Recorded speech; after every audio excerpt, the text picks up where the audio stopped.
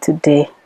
Thank you. Thank you for having me this afternoon. Yes. At short notice. Yeah, I know. It was very short notice. Yes. Now, just to understand you a little bit more, who is David, an Adventist? Tell us a little bit about your background as an Adventist.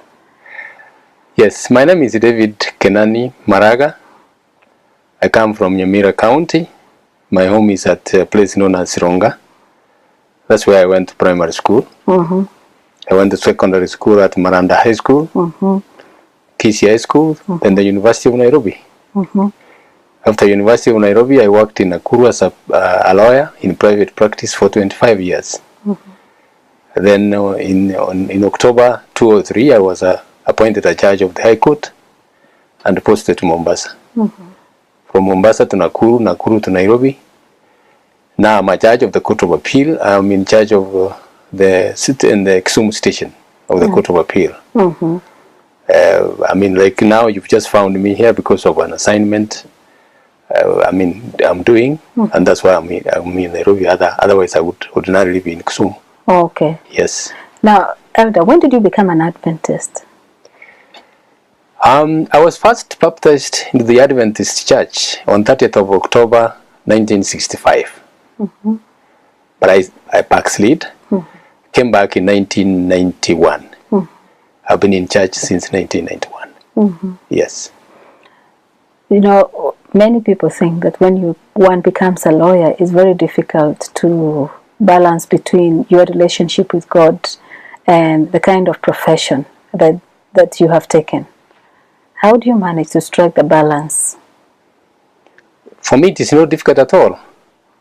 If you find some things, some work you're being given, which does not, go along with your faith, you just leave it. And there are quite a few of those things I found during my private practice, offering a lot of money, but they were against my faith, so I just left them, and I had no problem. Yes. Did you have a mentor that perhaps influenced your faith?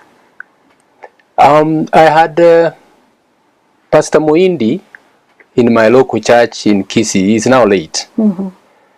He was a wonderful old man. He told you the way it was. He never minced his words, and I admired that. If as young boys running to school, if he would find us on the road, he would tell you, so and so, son, this is not right. This is not right. And we would run away. When we see him, because we knew, he would tell us on the face. And I admired that. That was my mentor. And of course, there were elders who taught us how to grow up as young people. And I'm ever grateful to them. Yes. And so you have kept your faith at least since 1991 when you got back to the church. Yes. And you have held several responsibilities in the local church. Yes. One of those being an elder. Yes. When do you find time to actually do your eldership work in the church, given that your work sometimes can take you quite a bit of time? It's quite challenging for quite a while. Like when I was in Mombasa as a judge, a judge of the High Court. I just set you my time. We know we want to visit some sick people in a hospital. We arrange with other elders, get time and come. That is not for me. That is no time lost. No, because you go and especially when you go and pray for somebody sick in a hospital, and you see the response, the satisfaction you get from there, in my view, does a lot in my work. Even my mental frame. Thereafter, you find you are able to do your work. Yes. Elder, I'm just wondering, do you sometimes, as you make decisions in terms of the legal issues you handle, do you invoke God? Do you see God as being, all that it takes for you to make right decisions, or do you rely more on your intellectual ability? Oh my. I pray every day. I write. I mean, okay. Let's be frank. I write there. The judgments I write, I find I've written. There are others that I'm unable to make up my mind, and I go down on my knees, and sometimes, incredibly, I see areas I had not seen before, and I come out with a judgment, and so quite a number of those judgments hardly are appeals against them successful. Yes. Are there times you feel like, I'm thinking in terms of, I know of a number of people that perhaps could be held illegally, and not illegally, but wrongly. And some of these cases present themselves, and you have all the evidence, to show that this is the case. But sometimes I've heard of situations where someone is still held for a long time. And in the recent interview you had with the Judicial Service Commission, you did make certain statements that really meant a lot to people perhaps who are longing for justice. That could be one group of people that are longing for someone to really come to their aid. Number two, you also did talk about the poor. And I wanted you to make a comment about this too. People who may have been in jail for a long time without their cases being addressed and perhaps being there wrongly. And the poor, and how you think you can help in alleviating the legal needs of the poor. Thank you for that question, because it's what I do literally every day. As the judge of the Court of Appeal in charge of Kisumu Station, I handle quite a number of what we call criminal appeals. We have appeals from all kind of offenses. Yes. So, and you won't know somebody has been illegally held until you read through the file carefully, and you see that the evidence against this person was not sufficient to sustain a conviction. When I have read that, and normally we read the files before we go to court for hearing of the appeals. When I read and I find, I find that there's no sufficient evidence this person is unlawfully held. Those are files I give priority. Okay. In fact, I want to deliver judgment, if possible, the following week, latest. And because my conscience tells me, look, this person is not supposed to be in prison; he's supposed to be at home. Now, the people I was having in mind when I was being interviewed, we have the Sexual Offences Act, and we have very many young people in prison. Part of my work is to go to prison and look at see to the welfare of the prisoners. That's part of my work. I'm required to visit prisons within my area, and I do that at an impromptu. I make impromptu calls, so that I know. If you tell them you are going, they will prepare. They will prepare. So I go and like once when I was in Mombasa, I went to Undanyi. And I just walked to where the prisoners sleep. One of them whispered to me that they are not sleeping because of bed bugs. I took the issue up with the officer in charge, and I was very hard on him. I said, look, these people are prisoners, all right, but surely they should sleep. I gave him money, and they bought Doom. And sprayed the prisoners were very, very grateful. The next time I went there, they were very happy. I'm trying to tell you that the kind of work we do. So in prison, I see quite a number of young people who have been sentenced, some to life imprisonment, others to long terms. Yeah, if you ever knew what the Sexual Offences Act or sentences are, you will know that it's a very, very serious thing. But there are some category of those who actually are a problem even to us, and we have raised that with the judiciary. Something should be done very quickly. Here is a young boy We are not in any way, of course, authorizing that or condoning that. But here is a young boy who is about 18 and a few months. They are lovers with a girl who happens to be just below 18 and is arrested and charged with defilement. Yeah. The shortest sentence you can get in a situation like that is 15 years and above. Of course, those who defile very young children go in for life. So some of these, there are provisions in the law that a young boy of about 18, if he had a lawyer and they pleaded his case and said, look, I didn't know this girl was below 18, he will get away with it. And that's all that he needed to say. And he will get away with it. So quite a number of those cases are there, and we know it. So is it like in most cases these people are ignorant? They are ignorant of the provisions of the law. That is in the Sexual Offences Act. That if the young man involved thought that the girl was above 18, that's a perfect defense.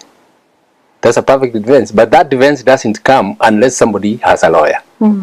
So the government passed an act recently, the Legal Aid Act, supposed to aid those kind of people who are unable to engage lawyers or to pay for their legal services.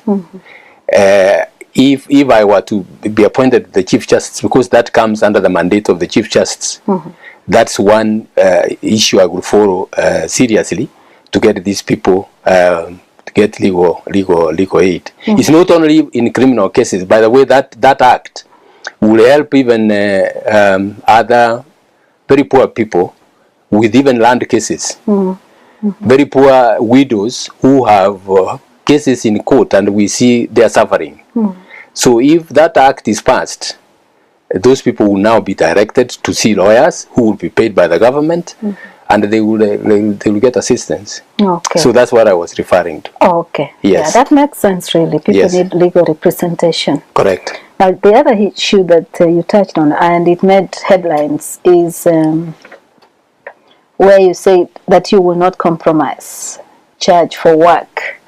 At least that's what the media wrote. Yes. And the subheading says, the ardent Sabbath keeper said he could not sit on a Saturday to hear a presidential petition despite the law allowing for it.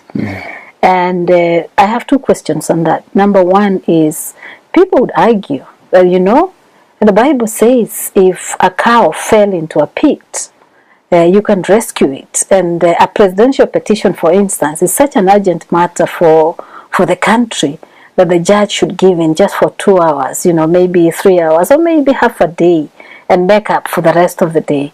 What is your take on this? There is a huge distinction between a cow falling into a pit and the Sabbath. Work scheduled for the Sabbath.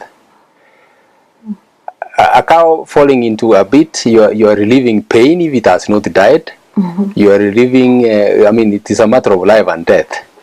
Just like you would, if you were going to church and you found an accident and people have been injured, you rescue them, take them to hospital, and do what you can to alleviate their pain. A presidential petition, I agree, it is an urgent matter. It has a time-bound, what we call a time-bound jurisdiction. In Kenya, it must be heard and determined within 14 days. In fact, the period left for the court to hear that petition and complete it is like 3 days. And I have no problem about that, because I will not sit on Sabbath, as I told the Judicial Service Commission. Yes. Because sitting on the Sabbath, that is a scheduled work. That is scheduled work. It's not an emergency. Like now we are thinking about it, and it's going to be somewhere in September next year, if it will be filed. And in my view, it is something you can easily organize, and you do it. And as I told the Judicial Service Commission, if I'm appointed, I will arrange with my colleagues well in advance, so that we sit late on the other days, even up to 8 o'clock, 9 o'clock, and we rest on Sabbath. And I'm sure they will accommodate me. I can't see anything so difficult about that. That's why I see no problem at all in my view about that. Okay. Yes. And my second question on the issue of the Sabbath is the freedom of worship.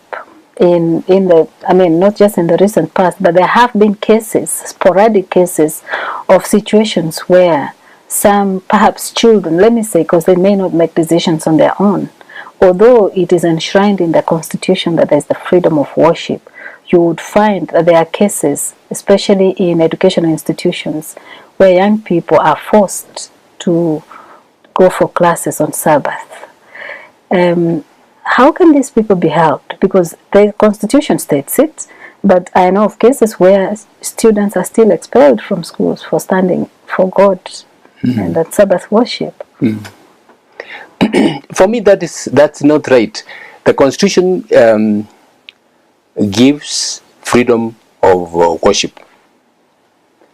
I was privileged to represent the Seventh-day Adventist Church in the drafting of the Constitution, Articles 32 of the Constitution. If you read it, I mean, you will see the freedom of worship even on a day. I can't remember the exact wording. We're the ones who put that with, I remember it vividly with Mrs. Mwaniki. She's one of our members. We put that in the Constitution, and it was carried. So our children have freedom of worship, especially in public schools. There is no reason whatsoever why they should be denied the right to worship, because it is there in the Constitution. And the information we have as an elder of Central Church, we go to quite a number of secondary schools around here. The information we have is that our children are among the ones doing very well in schools, in spite of not going to classes on Sabbath. And we have used that as a case to argue out the case to the heads of schools, to tell them, look, there is really no need to force these children to come and worship to come to class on Sabbath against their will. I mean, when somebody has had enough, in fact, even if you think about it, when you have had a complete 24 hours rest, your mind is rejuvenated. You're more refreshed. You are refreshed and you're able to work and do better. So I think it's an issue that can be taken. I was happy the Minister for Education is talking very, very ardently about it, that schools should not force our children to go to class on Sabbath. They should be led to worship. It's a matter which is being taken up by the Minister of Education, and we will assist wherever we can to ensure that these children are allowed to worship. Yes, our children are among the best behaved in schools. That one we have been told. So our argument is, you are not bringing up. Look, we are not just looking. The child is not the question of the academic performance alone. There is a lot that goes into a child.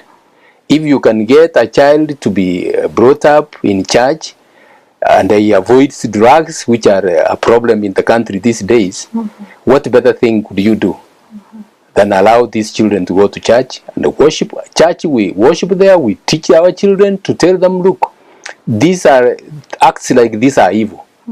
Shun them, and tell even your friends not to get anywhere near. And what better does the society want than that? Even if one is not an Adventist, and you're telling children not to shun drugs, to shun alcohol and things like that. That's what should be encouraged by all. And whenever we have argued with the heads of institutions, quite a number of them have seen reason and have agreed with us, and we thank God for that. Yes. Now, Elder, why were you interested in the position of Chief Justice? Because I guess it's quite involving and quite controversial to some extent, like some of the issues you have raised. Yes. And if the Lord gave you the opportunity, which we want to trust God for, it might call on you to really face lots of controversial issues, although they are not controversial as the Constitution states very clearly, but you will stand out as somebody who has certain values that perhaps can be challenged by society. Why did you have an interest in this very key position in this country? Yes. I meet all the qualifications, first and foremost. Yes. I have the experience. Yes. And I thought, I'm claiming God's promises. Yes. Like the one in Deuteronomy 28, verse 13. That his children will be at the top, yes, and not at the bottom. So he said, here is a position for the top position, the judiciary. I mean, and I meet the qualifications. First of all, besides that, I have the urge to serve the Kenyans. There are a few things that are going on. We are having cases pending in court, yes, for 10, 15, 20, and some of them even longer than that. And quite a few things that I have seen not going right in the judiciary. If I am in a position of authority, I am sure I will push those ones forward. When I was being interviewed, I said, if given this opportunity, by the time I leave in another 4 years, all the cases more than 2 years will have been behind us. yes, And that's not an idle promise I made because I wanted this position. If I get it, I'm sure I will be able to manage that. And I have a vision for that. I have plans for that. And if I get it, I will be able to do that. And if I'm able to do that, I'll leave a mark in the country. Because I know of our people who have suffered for many, many years with cases in court. Some of those cases have affected the economy of the country. And we should move forward. Yes. But someone would say already you're in a very influential position. So are you talking of perhaps improving the structures so that there is faster facilitation in terms of how the cases are handled? Are you adding staff? What is it that you will do to make it work faster so that you clear the backlog of cases? Yes, I will engage the central government and tell them, look, if you don't give us money, when the people complain, they should know who to direct a complaint to. Yes. Because the judiciary budget is supposed, I mean, the ideal judiciary budget in most countries is supposed to be 2.5% of the national budget. The Kenyan judiciary budget for like this year is 0.9. That's very little. Very, very little. So, and I think is sometimes because of not fully appreciating what the judiciary is doing. And that's why Parliament is not allocating, enough money. I'm not saying that Parliament should have allocated 2.5% immediately, because we have also to look at the economic status of the country. Yes. But then, if they are synthesized and told what we need that money for, yeah, they will. I'm sure they will respond positively. The reason, one of the major reasons why we have a problem with the cases pending in court for a very long time, is the shortage of judges and magistrates to hear those cases. Yes. So with enough facilitation funds, we should be able to employ enough to deal with that. The other one is the use of technology.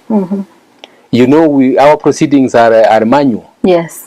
We're moving at a snail's pace when other countries have already advanced and are moving forward. And you know, using technology requires a lot of funds, requires training and all that. And that's what I have in mind, that if we were to move and get enough funds from the government in the judiciary, we will move on. In fact, this morning I was having a breakfast meeting discussing that issue. Okay. To see how we are going to get recorders during the hearing of some cases, so that they move fast. Yes, so it's something I'm very interested in seeing, and I'm optimistic that if I'm in that position, I will be able to influence and get enough funds to do that. Yes. My last question is really about your family life. I have met your wife before in different forums, and I know you have children. And so how do you strike this balance between your busy schedule and family? And for instance, you did mention that you have moved to different stations, unlike before when you had private practice. Yes. How do you cope with all this? Well, I must admit it's quite a challenge. It's quite a challenge. But then I know it. I must make time for my family. Yeah. I'm one person. I'm an early riser. I go home. In fact, in most cases, like when I was working in Nairobi, in most cases by 5, 6 o'clock, I am at home, and I'm with my family until the following day. During the weekend, we are together here. We come to church. We are together with my wife and children, those who are around, and we deal with. We move on. I suppose anybody who is employed cannot have all the time for the family. Yes, there must be a balance. I have not had a problem balancing that at all. No. And issues of socialization, you seem to be quite sociable. Yes. Like today, we made a quick call through your church pastor. Yes. And you came, but in some cases, there would be people in your position that would really feel like, they should really give me, you belong to a certain class. How does that come about? What makes you so humble and so approachable? I don't know. I think it's the Christian values that have been inculcated in me. And okay, and I've not been told that in church alone. Even my colleagues, my people I work with, say, look, you are approachable. For me, it surprises me when somebody says you are approachable. I wonder how else would I have worked, because it comes almost naturally. When you are a Christian, you learn humility, and you espouse values like those. With the time, they become part of you. And you find that you're not struggling to talk to somebody, to talk to anybody. You are not struggling to talk to your messenger. You are not struggling to talk to your driver. So it's not an issue for me. It's not. Don't find it an issue at all. Yes. Do you have any favorite verse that makes your day? Yes. Psalms 23. The Lord is my shepherd. Amen. The Lord is my shepherd, and He has taken me over situations. If I tell you, like this interview I did, I know people were praying for me. I'm sure you were one of those who were praying for me. Yeah. When I went into that room, the answers which came to my head, just like that, and I answered them. And I know that God gave me those answers. Amen. There are some I didn't have, and they just came. Okay, I couldn't have remembered easily, but they just came. The Lord is my shepherd. I thank God for knowing Him. Amen. I wouldn't be what I am without God. Amen. I don't think I would have even been employed in the judiciary if I was not in church, and I fear God. And I have respect among my colleagues, have respect among those who work under me, and I thank God for that. That's not something I take for granted, no. Yes, No. that's true. Yeah.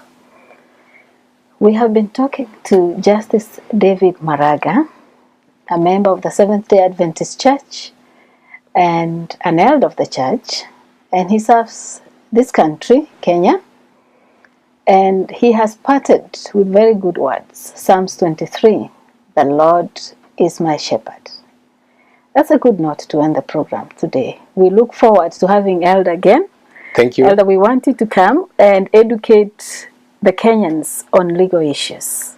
I would We love thank to do God that. for you. I would We do that. pray for you. If it's God's will, Yes. we know that if that job is yours, He'll give it to you. Thanks. But wherever He sends you, Yes. continue serving Him. Thank you. God bless you so much. Thank you. Thank you very much. Thank you.